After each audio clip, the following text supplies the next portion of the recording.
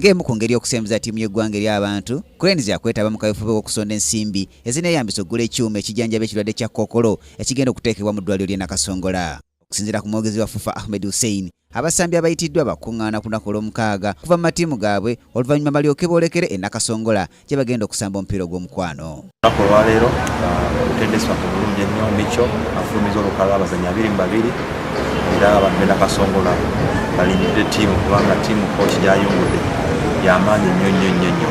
Mulimu abazannyi nga Odom Kara, Memba Idris Lubega, Isaac Kisinde, Hassan Waswa, Elisa Sekisambu, bonna n'okubejjinja abazannyi era bataddemu Banani Mwanga omupiira bakaika kapiteni najjaza kusuuka n'olwekyo balindidde ttiimu omulungi nnyo.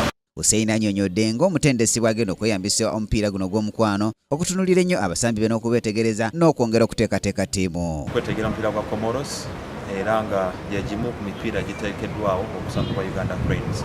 Ate kiwa kooki omukisa okulaba abazannyi abalala baba batasobodde okuyita abamuli okumpiimpi oba nga tebasobodde okutuuka mu bitundu ebyenjawulo. Cranes yakusamba Comoros ng'ennaku z'omwezi 3 omwezi ogw'omwenda mu kisaawe Namboole mu mpaka z'ekikopo ky'amawanga g'Afrika ez'okusunsulamu. Ku Kingdom TV amanyiddira g'ebyemizannyo, nze Brian Katende. This is Kingdom TV.